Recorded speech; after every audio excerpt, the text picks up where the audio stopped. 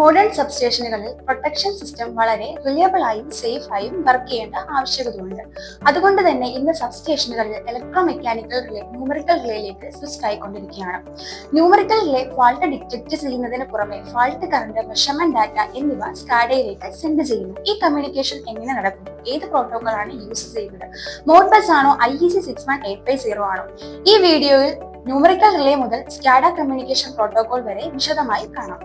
Hi, ഞാൻ Anagha. IPSS ഗ്ലോബലില് automation faculty ആയിട്ടാണ് work ചെയ്യുന്നത്. റിലേ ഇലക്ട്രിക്കൽ സിസ്റ്റത്തിൽ വളരെ ക്രിട്ടിക്കൽ ആയിട്ടുള്ള ഒരു ഡിവൈസ് ആണ് പ്രൊട്ടക്റ്റീവ് റിലേ. ഒരു സിസ്റ്റത്തിൽ ഉണ്ടാകുന്ന ഫോൾട്ട് അല്ലെങ്കിൽ അബ്നോർമൽ കണ്ടീഷൻ ഡിറ്റക്ട് ചെയ്ത് ആ ഫോൾട്ടിനെ ക്ലിയർ ചെയ്യുന്നത് പ്രൊട്ടക്റ്റീവ് റിലേസ് ആണ്. ഒരു എക്സാമ്പിൾ നോക്കുകയാണെങ്കിൽ, ഈ ബസ്സിൽ നിന്ന് ഒരു ഫീഡ് സർക്യൂട്ട് ബ്രേക്കർ വഴി എടുക്കുകയാണെന്ന് വെക്കാം. ഈ റിലേ പ്രൊട്ടക്ട് ചെയ്യുന്നത് 52 എന്ന സർക്യൂട്ട് ബ്രേക്കറിനെ ആയിരിക്കും, അല്ലെങ്കിൽ ഈ റിലേ ട്രിപ്പ് ചെയ്യിപ്പിക്കുന്നത് 52 എന്ന സർക്യൂട്ട് ബ്രേക്കറിനെ ആയിരിക്കും. ഒരു റിലേയുടെ ഇൻപുട്ട് എന്ന് പറയുന്നത് CT/PT-കളാണ്. ഈ സിസ്റ്റത്തിന്റെ കറണ്ട് വോൾട്ടേജ് മനസ്സിലാക്കുന്നത് ഈ റിലേക്ക് CT അല്ലെങ്കിൽ PT വഴിയായിരിക്കും. ഇതുവഴി ഈ റിലേക്ക് കിട്ടുന്നത് ഈ സിസ്റ്റത്തിന്റെ ഡീറ്റെയിൽസ് ആയ current, voltage, frequency, phase angle എന്നിവയായിരിക്കും. ഇത് വെച്ചിട്ടാണ് റിലേ മനസ്സിലാക്കുന്നത് ഈ സിസ്റ്റത്തിനെ എപ്പോൾ ട്രിപ്പ് ആക്കണം, അല്ലെങ്കിൽ ഈ സിസ്റ്റത്തിൽ ഫോൾട്ട് വന്നു എന്ന് റിലേ മനസ്സിലാക്കും. ഫോർ എക്സാമ്പിൾ, ഈ ബസ്സിൽ ഒരു ഫോൾട്ട് ഉണ്ടാവുകയാണെങ്കിൽ ആ കറണ്ട് എക്സീഡ് ആയിട്ട് CT-യിൽ വരും. ഈ CT ത്രൂ റിലേ മനസ്സിലാക്കുന്നു ഇവിടെ ഒരു ഫോൾട്ട് ഉണ്ടായി എന്ന്. അങ്ങനെ റിലേ സർക്യൂട്ട് ബ്രേക്കറിന് ട്രിപ്പ് ചെയ്യാനുള്ള ഇൻഡിക്കേഷൻ കൊടുക്കും. ഇങ്ങനെയാണ് ഒരു സിസ്റ്റത്തിനെ റിലേ പ്രൊട്ടക്ട് ചെയ്യിപ്പിക്കുന്നത്.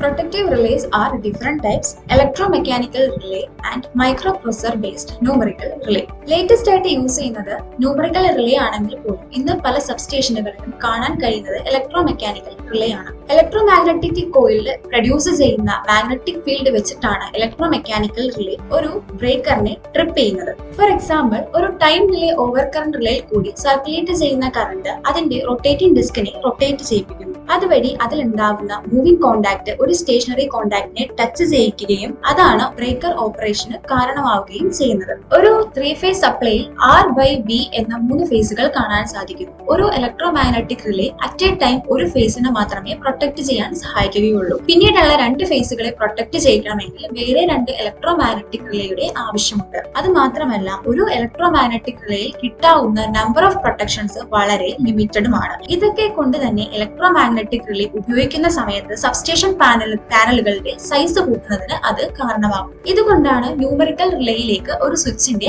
ആവശ്യം വരുന്നത്. ഈ അഡ്വാൻസ്ഡ് മൈക്രോപ്രൊസസർ ബേസ്ഡ് ന്യൂമറിക്കൽ റിലേയിൽ ഒരു 20-ൽ പരം പ്രൊട്ടക്ഷൻസ് എങ്കിലും ഒരേ സമയം ആക്റ്റീവ് ആക്കാൻ സാധിക്കുന്നു. പോരാത്തതിന് ഒരേ സമയം തന്നെ 3 ഫേസിനെയും അത് ഒരുപോലെ പ്രൊട്ടക്ട് ചെയ്യിപ്പിക്കുകയും ചെയ്യുന്നു. ഒരു ഫോൾട്ട് ഉണ്ടാവുന്ന സമയത്ത് ആ ഒരു ഫേസിൽ ഉണ്ടാവുന്ന ഫോൾട്ട് കറണ്ടും അതിന്റെ ഡിസ്റ്റർബൻസ് റെക്കോർഡും എല്ലാം ഈ റിലേയിൽ നിന്ന് നമുക്ക് ഡൗൺലോഡ് ചെയ്തെടുക്കാൻ സാധിക്കുന്നു. ആ സിസ്റ്റത്തിൽ ഉണ്ടാവുന്ന എല്ലാ ഇവന്റുകളും ഈ റിലകൾ മെമ്മറി ആയിട്ട് സ്റ്റോർ ചെയ്യാനും സാധിക്കുന്നു. ഓരോ എക്യുപ്മെന്റിനെ പ്രൊട്ടക്ട് ചെയ്യാനും ഡിഫറെന്റ് റിലേസ് ആണ് നമ്മൾ യൂസ് ചെയ്യുന്നത്. ഒരു മോട്ടറിനെയാണ് എനിക്ക് പ്രൊട്ടക്ട് ചെയ്യിപ്പിക്കേണ്ടതെങ്കിൽ ഞാൻ അവിടെ യൂസ് ചെയ്യുന്നത് മോട്ടോർ പ്രൊട്ടക്ഷൻ റിലേ ആണ്. എന്നാൽ ഒരു ട്രാൻസ്ഫോമറിനെ പ്രൊട്ടക്ട് ചെയ്യേണ്ട ആവശ്യം വരുമ്പോൾ അവിടെ ഉപയോഗിക്കുന്നത് ഒരു ട്രാൻസ്ഫോമർ പ്രൊട്ടക്ഷൻ റിലേ ആണ്. അതുപോലെ generator protection relay, differential protection relay, busbar protection relay, അങ്ങനെ different types of numerical relay ആണ് കാണാൻ സാധിക്കുന്നത്. ഇതിന്റെ ക്ലാസിഫിക്കേഷൻ എങ്ങനെയാണ് വരുന്നതെന്ന് ചോദിച്ചു കഴിഞ്ഞാൽ, ABB-യിലാണെങ്കിൽ REM റിലേ എന്ന് പറഞ്ഞാൽ അതൊരു മോട്ടോർ പ്രൊട്ടക്ഷൻ റിലേ ആണ്.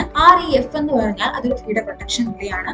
RT transformer protection relay, RD differential protection relay, അങ്ങനെയാണ് അതിന്റെ ക്ലാസിഫിക്കേഷൻ വരിക. എന്നാൽ ഒരു മൈക്രോം റിലേയിലേക്കാണ് വരുന്നതെങ്കിൽ P142 എന്ന് പറഞ്ഞാലാണ് അതൊരു ഫീഡർ പ്രൊട്ടക്ഷൻ റിലേ ആവുക. P242 എന്ന് പറഞ്ഞാൽ അതൊരു മോട്ടോർ പ്രൊട്ടക്ഷൻ റിലേ ആണ്. സീമെൻസിലാണെങ്കിൽ 7SJ62, അങ്ങനെയാണ് അതിന്റെ ക്ലാസിഫിക്കേഷൻ വരുന്നത്. ഓരോ റിലേകളും ഡൗൺലോഡ് ചെയ്യുന്നത് ഡിഫറെന്റ് സോഫ്റ്റ്വെയറിൽ നിന്നാണ്. ABB-യുടെ ആണെങ്കിൽ അതിന് PCM 600 എന്ന് പറഞ്ഞൊരു സോഫ്റ്റ്വെയർ ആണ്. മൈക്കോം ആണെങ്കിൽ S1Agile, സീമെൻസ് ആണെങ്കിൽ ഡിക്സി, അങ്ങനെ ഡിഫറെന്റ് സോഫ്റ്റ്വെയറിൽ നിന്നാണ് ഇത് ഡൗൺലോഡ് ചെയ്യുന്നത്. ഇതിന്റെ വാല്യൂകളൊക്കെ സെറ്റ് ചെയ്യുന്നത്. മെയിൻ ആയിട്ട് നമ്മൾ ഒരു റിലേയിൽ സെറ്റ് ചെയ്യുന്നത് ഇതിന്റെ ഓരോ പ്രൊട്ടക്ഷൻസും എപ്പോൾ ആക്ടിവേറ്റ് ചെയ്യണം, എത്ര കറണ്ട് വന്നാൽ അത് ആക്ടിവേറ്റ് ചെയ്യണം, അങ്ങനത്തെ കാര്യങ്ങൾ, അല്ലെങ്കിൽ എപ്പോൾ ട്രിപ്പ് ആവണം. പിന്നെ ലോജിക്ക് വരച്ചു കൊടുക്കുമ്പോൾ ട്രിപ്പിംഗ് ലോജിക്ക്, ക്ലോസിംഗ് ലോജിക്ക്, അങ്ങനെ ഓരോന്നുമാണ് നമ്മൾ വരച്ചു കൊടുക്കുക. ഇങ്ങനെയാണ് ഒരു റിലേയുടെ ലോജിക്കും കാര്യങ്ങളും സോഫ്റ്റ്വെയറും കാര്യങ്ങളൊക്കെ ഉണ്ടാവുന്നത്.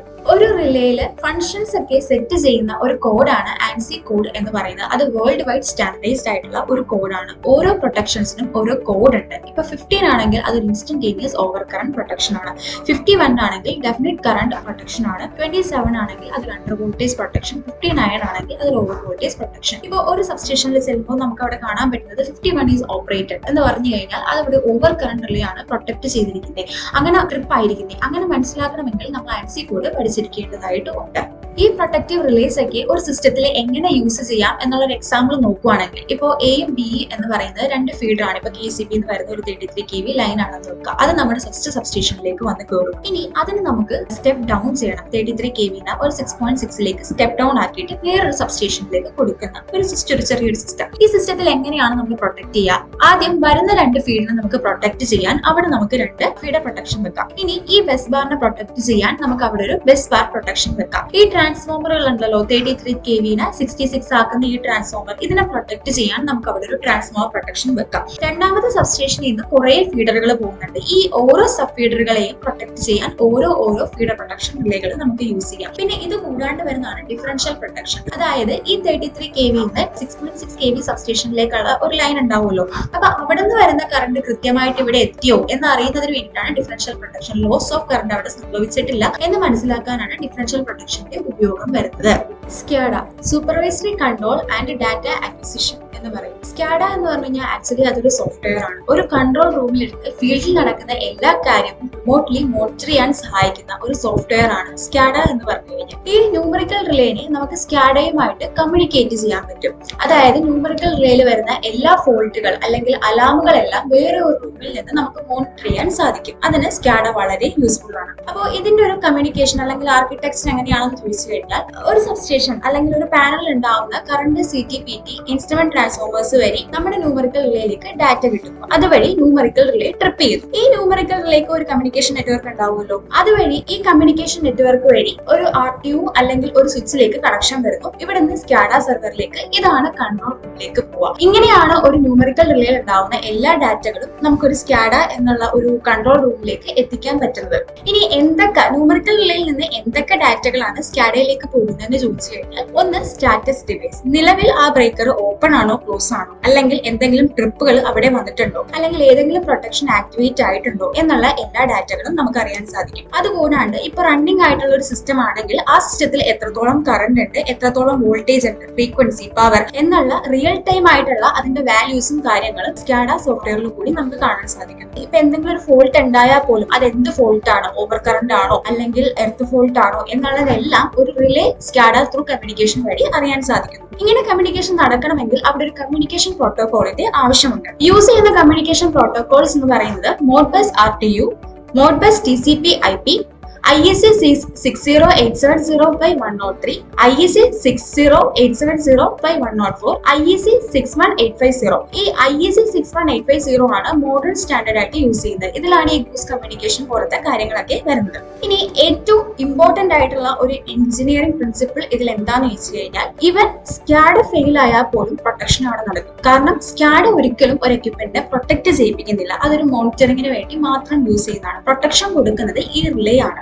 If SCADA fails, at that time also the relay will be tripped. The protection ആണ് നമുക്ക് ഏറ്റവും ഇമ്പോർട്ടന്റ് ആയിട്ടുള്ള കാര്യം. അപ്പൊ പ്രൊട്ടക്ഷൻ ഇതിൽ നിന്നെല്ലാം വളരെ ഇൻഡിപെൻഡന്റ് ആയിട്ട് നിൽക്കുന്ന ഒരു സാധനം മാത്രമാണ്. ഈ റിലേ ത്രൂ നമുക്ക് സ്കാഡയിലേക്ക് ഒരു കമ്മ്യൂണിക്കേഷൻ കിട്ടും എന്നുള്ളൊരു അഡ്വാൻറ്റേജ് മാത്രമേ ഉള്ളൂ. പ്രൊട്ടക്ഷൻ എന്നും അവിടെ തന്നെ നിൽക്കും. എന്ത് ഫെയിൽ ആയാലും പ്രൊട്ടക്ഷൻ നമുക്ക് അവിടെ നടന്നിരിക്കണം. ഈ ഒരു ടോപ്പിക്കിന്റെ കൺക്ലൂഷൻ എന്ന് പറഞ്ഞു കഴിഞ്ഞാൽ, ന്യൂമറിക്കൽ റിലേ ഒരു പ്രൊട്ടക്റ്റീവ് എക്യുപ്മെന്റ് ആണ്. സ്കാഡ നമുക്ക് അതിന്റെ വിസിബിലിറ്റി കാര്യങ്ങളും വേറൊരു റൂമിൽ നിന്ന് മോണിറ്റർ ചെയ്യാൻ സഹായിക്കും എന്നുള്ളത് മാത്രമാണ്. ഇതിൽ ഏറ്റവും അഡ്വാൻസ് ആയിട്ട് വരുന്ന ഒരു കമ്മ്യൂണിക്കേഷൻ ആണ് IEC 61850 എന്ന് പറയുന്നത്. ഇതാണ് ഇനി വരുന്ന ഒരു ഡിജിറ്റൽ സബ്സ്റ്റേഷനിലേക്ക് ഒരു ഫ്യൂച്ചർ എന്ന് പറയുന്നത്.